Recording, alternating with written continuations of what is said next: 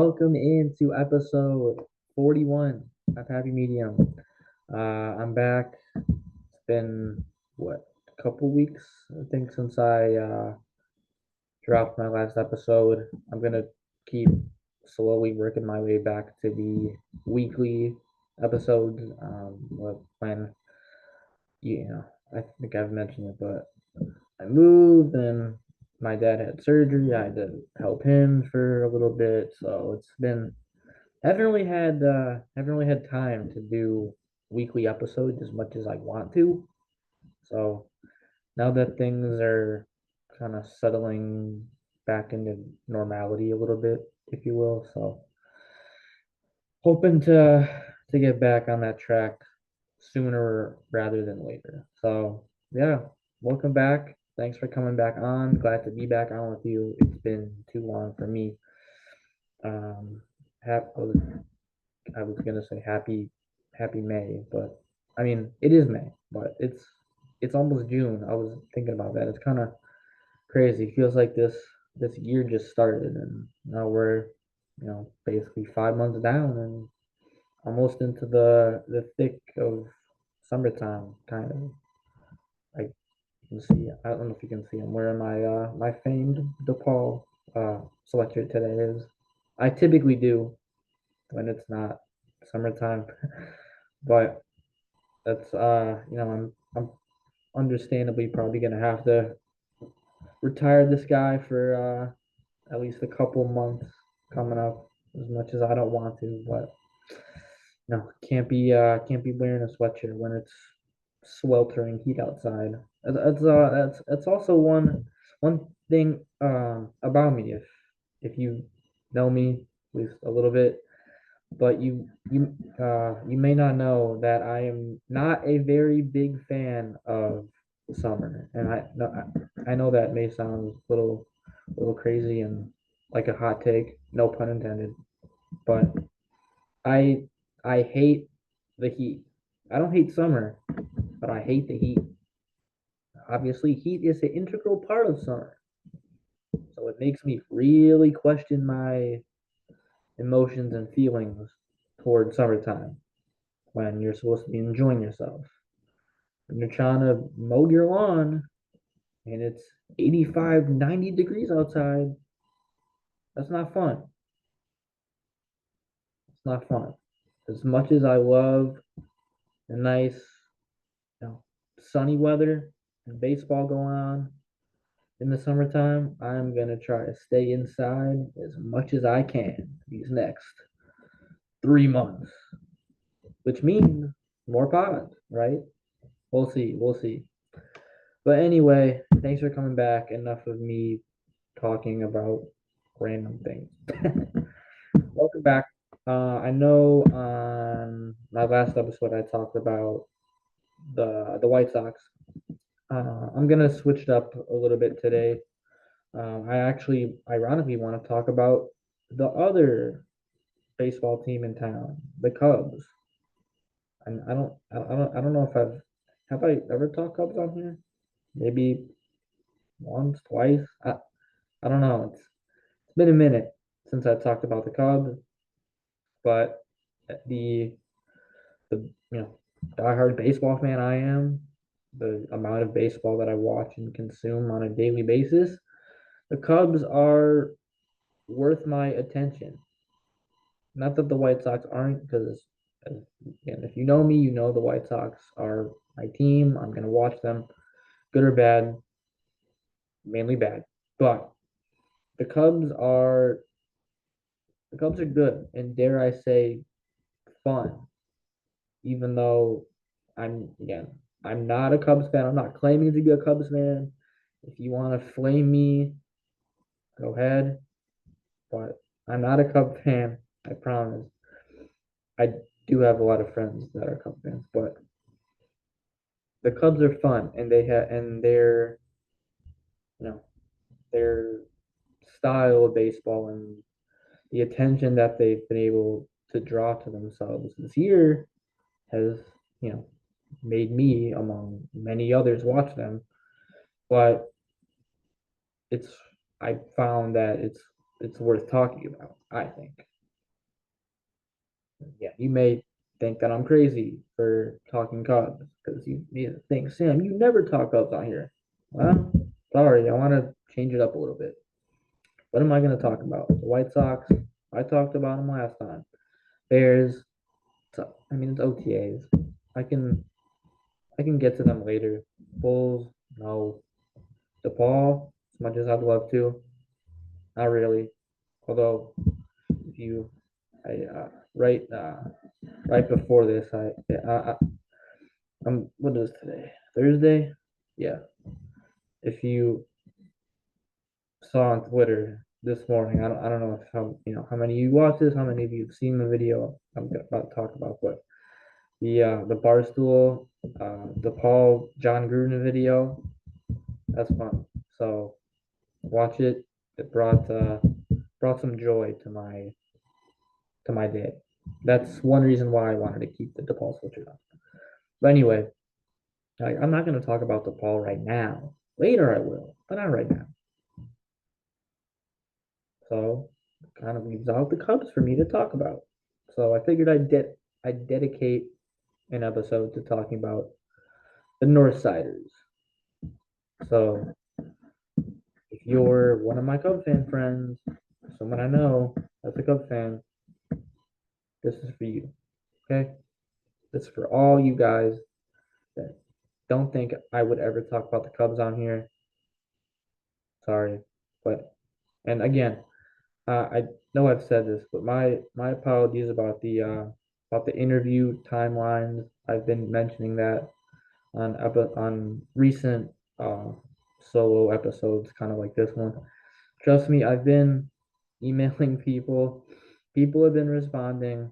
Well, sometimes depends, but and sometimes I think it's gonna be this week, for example, or whenever, and then I gotta because of their schedule, I have to push it back another week till June or something. So it's when you do all this by yourself, as the way I've been doing it, and you don't have anyone else to help you out right now, it's a little more difficult than you may think. Just picking people to want to interview and talk to, like it's trying to set up a schedule and not overbook the amount of interviews that I want to do, and obviously try to balance my own life and schedule and everything. It's fun. And it's what I want to do, but it's been a little hectic. So enough of that. Let's we can get into our uh Cubs talk. I was gonna say rant. It's not a rant. Cubs talk for the week, maybe 2 weeks, but yeah. So if you know if you haven't been following along with baseball and the Cubs, or maybe even if you have, you probably say that the Cubs are performing better than expected this year, right? They're 35 and 21 as we sit here on May 29th, and they're playing really good, but they're only 3 games up of the St. Louis Cardinals, who are in second place in the NL Central.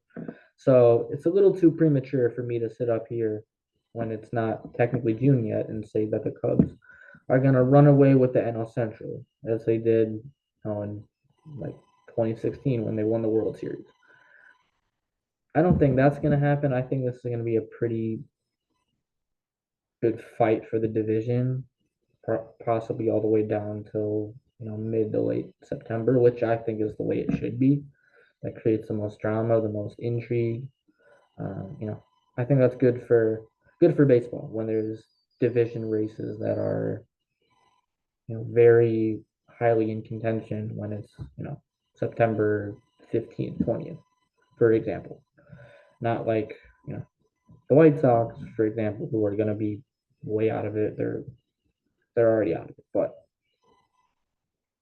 you know, it's been fun watching the Cubs, and I've been watching at least a little more Cubs than I usually do. It's kind of ironic because I not to not not to get into me too much, but obviously, if you've been watching my episodes, you know that I moved. But I think it was a month ago today. We moved, yeah. So we've been here for a month, but it was kind of ironic because on our old, well, that's our. If you can see my TV over my right shoulder right there, that's the same TV that we had in our previous house. But in our previous house, we had cable, so we could watch the Cubs on marquee, but we didn't have the antenna set up, so we couldn't watch the new Chicago Sports Network channel with the White Sox, Bulls, and Blackhawks. But now we have the you can't see it, but we have the antenna set up back there, but we don't have a cable box. I think it's downstairs. So now I can watch the White Sox, which I couldn't do for the first month of this year. But I couldn't watch like any Bulls games over the winter or anything like that because we were still in our old house. But now that again, like I was saying, that we have the antenna and not the cable box at least hooked up right now. I can't watch marquee anymore, so I can't actually watch the Cubs live. I mean, I can obviously go on whatever YouTube, Twitter, and watch all the highlights I want. But it's different now when you're actually able to watch a full game, live as it's happening and dissect what you see in front of you, right? But anyway, so like I was saying with the Cubs, I haven't been able to physically watch them live a ton for the last month, obviously. But watching their highlights and reading and analyzing what I've been able to gather, they're a very well rounded team, which is something I did not personally anticipate coming into the season. I think it was opening day. I kind of made my own little predictions for what I thought was going to happen in the MLB division races for 2025. Um, Also, shout out me for picking that the Baltimore Orioles would win the AL East. Spoiler alert, excuse me. That's not going to happen. So don't listen to me when you uh, see my predictions. But anyway, I picked the Milwaukee Brewers to win the NL Central this year when I did it on opening day. And my Cub fan friends were giving me a lot of heat for that. But I had my rationale, my reasoning, because one, the Brewers, yes, they lost talent in this past offseason, but they've been doing that the last few off seasons, and yet they have the infrastructure to keep winning. So it's like the old adage: if it ain't broke, don't fix it. Like that was, I mean, if Milwaukee, can keep just doing what they do, keep it up, then I didn't see a reason to pick against them. Whereas the Cubs for it had been like what 3, 4 straight seasons, even maybe 5 or so. They've been hovering around like that 80, whatever, 82, 85 win mark, which I know it's early. Again, it's still not June yet. There's still 4 months of baseball left to be played, but it seems like at least I would be very shocked if the Cubs don't surpass that 85 win benchmark this year based on how they've been playing. And that's kind of what I was about to get at with my last point too, is that it's not just that they're, you know, surprising me and I'm sure other people as well. It's not just that they're 14 games over 500. It's how they're winning. Like they can beat you in seemingly every fashion. They can hit, they can pitch, they can field, they can run. I'm not saying to sit up here and say that they're going to win the World Series or that they're the best team in baseball right now, because I don't think they are. They're a very good team, but I don't think they're the best team. but they have put themselves in a position to be able to do damage throughout the regular season and hypothetically going into the postseason, which you got to give credit to Cubs president of baseball, Jed Hoyer. That I feel like that's something I've kind of been like lamenting with him. Is, again, not that I'm like this again to say not that I'm some diehard Cubs fan, but I do it is Chicago, it is baseball, so I do feel interested in at least watching them sometimes and paying attention to what they're doing. Because if the White Sox didn't exist, I would probably be a Chicago Cubs fan. But it's really kind of interesting to see how like Jed and his front office's kind of philosophy and their just the different players that they've been able to pick up have all seemingly been able to contribute, which I feel like is something that you haven't been able to say with the Cubs in at least going back a few years.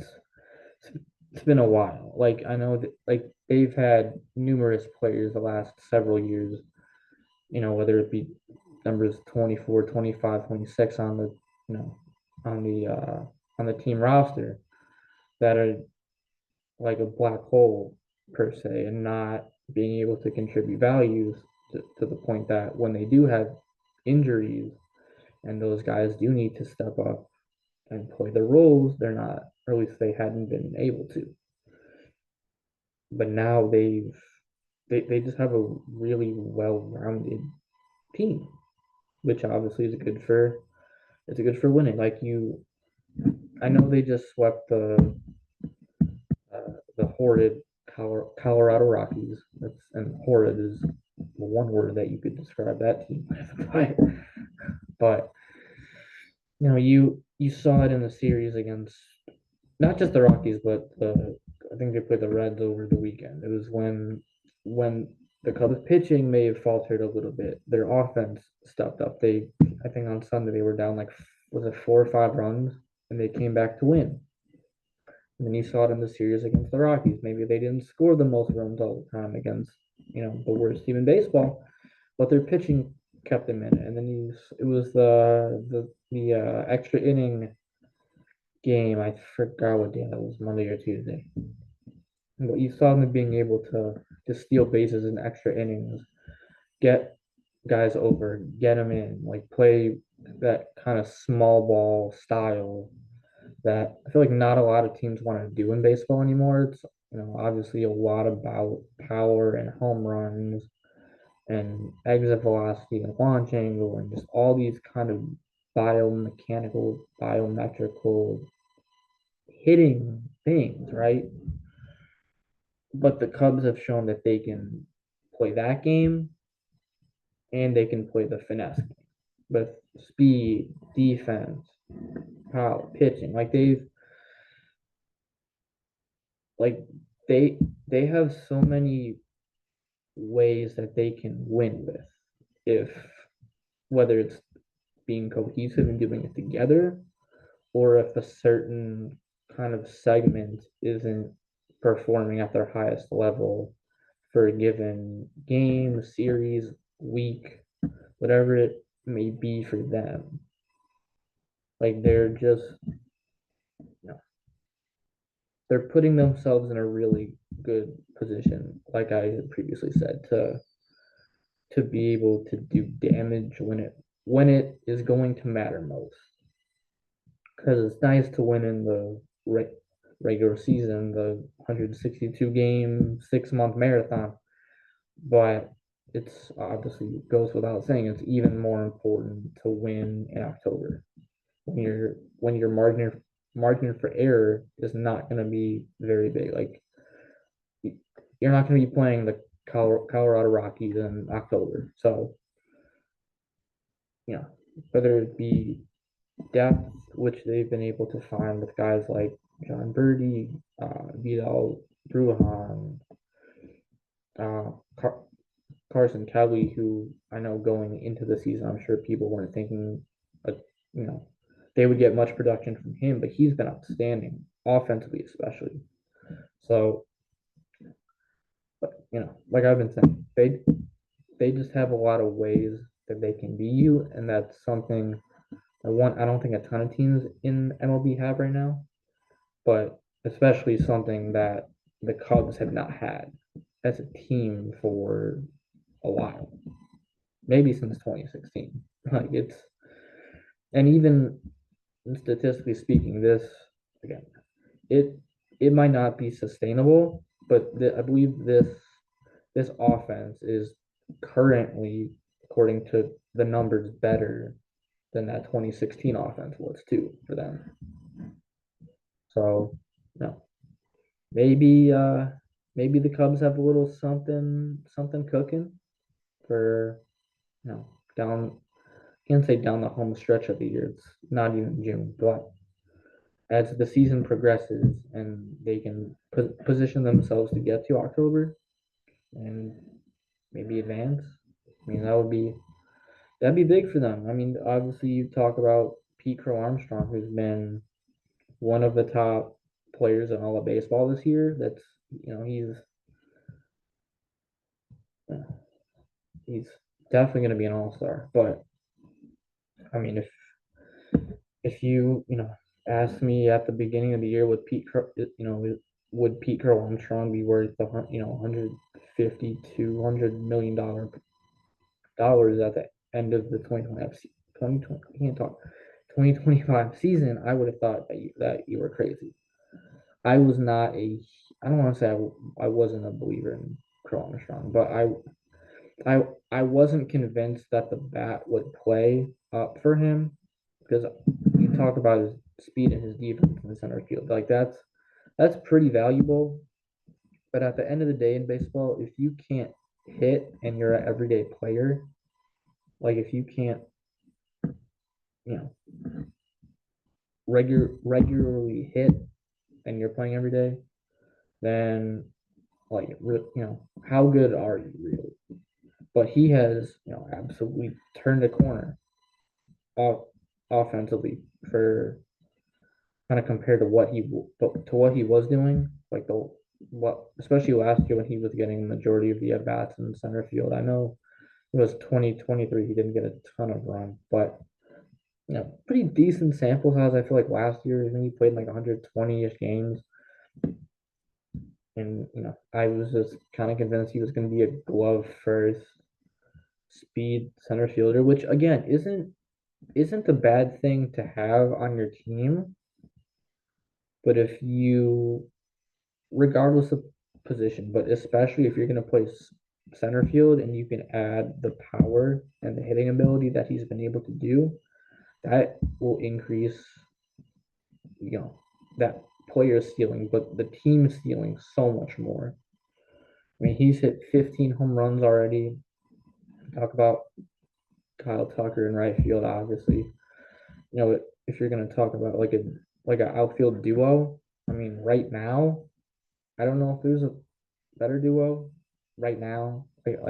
Obviously there's better individual players in the outfield, but just duos in terms of what PCA can do in center field defensively, and then with this offense, which I don't know if he's gonna hit 40 home runs, which I think he's on pace for, but if he can hit 25 to 30 home runs this year, like that would be huge for the Cubs, given that they may have assumed that center field may not have been a position that they were going to get a ton out of offensively this year. Because when you trade for Kyle Tucker, you know what you're going to get out of him. But the fact that Crow Armstrong's hitting as well as he is, Swanson's solid hitter, Nico Hoerner's a solid hitter. The only real I don't want to say negative, but kind of question mark ish position probably third base with Matt Shaw. But even he's been, playing better lately. He had a walk-off hit on, I think it was Tuesday, that extra inning game that I was referencing earlier. I mean, if they can get another arm or two for the starting rotation, I know they have some injuries right now with Justin Steele and Shota Imanaga. I know Steele's out for the season, so that's a much bigger loss. But their bullpen lately has been pretty good. So they you know like I said, with PCA and Tucker, they're gonna beat you offensively with speed of PCA and guys like Bruhan and Birdie. They can beat you on the bases. I know the Cubs as a team have been able to steal a lot of bases this year. It's not just those two or three players. I know, Swanson's got decent speed. Horner's got pretty good speed at second. Tucker's not slow by any means. Happ's a pretty good base runner. So yeah, it's again for being a Sox fan. Again, I'm not some diehard Cub fan, but it is enjoyable to see good baseball in Chicago. I feel like regardless of the team, because yes, I would prefer that the White Sox not be you know as bad as they're likely going to be this year. But being the baseball fan I am, I was one of I'm trying to think. I was what when the Cubs won the World Series. I was 15, I believe. Yeah, I was a sophomore in high school. And I was rooting for the Cubs hard back in 2016. So if they make the World Series again somehow this year, I would not be opposed to rooting for them. I know there's some Sox fans that are like, oh, you're a Sox fan. How can you root for the Cubs? Well, it's Chicago, so I want I want Chicago baseball to be successful. So shaping up to be, a good summer for the Cubs. Now the big thing is for them is going to be for guys like Crow Armstrong. Can he keep this up when it matters most in August, September, maybe October, and really pr- uh, trying to continue to prove that he's worth potentially $200 million because it's rumored that what was it, spring training, I think, or at least early in the year, he turned down a $75 million extension, which I don't blame the Cubs for offering that, especially at the time. Like I said, they probably, I'm sure they didn't anticipate this type of offensive breakout happening from him, but he's raising his stock by the game really for probably over maybe over 75 to $100 million. I mean, if you're a center fielder that can hit, that can run, that can throw, I mean, you're gonna get paid a lot of money. So, and he's young too. I believe he's only 23 right now. So, and obviously Tucker's a free agent at the end of the year too. So, it may have been a little risky at the time to trade for him, just knowing that you may not have him for more than a year out in right field because he's likely going to command a number that starts with a four. I mean, maybe $400 million player. Is Tom Ricketts going to want to spend that on Tucker and maybe reevaluate the extension talks for Crow Armstrong and give him 200 plus $1 million? I mean, I feel like that is a fair question that does need to be asked, given that Tom Ricketts, hasn't exactly spent big on the Cubs. I mean, they've spent in recent years, but like for what they should be spending and the money and revenue that they bring in annually, can't talk you know, I don't know if Ricketts is going to do it. Like, if he's going to do what it truly takes to keep, arguably his two best players right now. But again, that is not up to me. That's up to them and the folks over at Clark and Addison. So yeah, it's end of the day, moral of the pod or this moral of this episode. It is enjoyable to see um the other Chicago baseball team having success and being fun to watch. I wish, my team or any team was as well rounded as the Cubs appear to be right now. And they can be with their hitting, pitching's been good, bullpen lately has been good. They probably could use another reinforcement or two, but for what they've got right now, hasn't been terrible. And you could, watch the White Sox and their lack of a bullpen. I believe they've they've had the most one-run losses this year, or they've lost the most one-run leads at one point or something like that. I remember I saw it on Twitter recently, but I forgot to like ingrain the stat in my memory right now. So it's a it's a vast difference between the team on the north side and the team on the south side right now. But nonetheless, it is, I think, still enjoyable to watch as a baseball fan.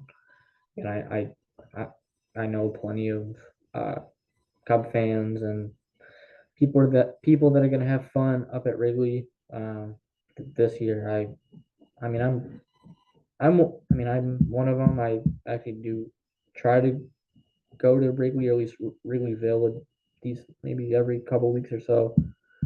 See some friends. So I think I've been to one. I've been to one Cup game this year. They won.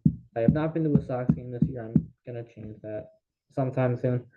Just seems like the Sox play so many home games on the weekends, and I'm busy on the weekends, so haven't been able to make it down to the South Side for a game yet this year, but I will soon. So yeah, I just wanted to talk little bit of baseball, a little bit of Cubs action because I know I hadn't done that. So yeah, I think that's gonna do it for today and this week. Um, I hope to come back next week. I guess I'll see when or if I can make that happen. But uh, yeah, I know I will see you guys sooner rather than later. So happy. I was gonna say happy Friday. It feels like a Friday today for me. I don't know why. Happy Thursday. Have a good week, end of the week. And like I said, I hope to come back with another episode next week. If somehow I'm not able to make it next week, then the week after for sure. So, thanks for listening as always, and take care.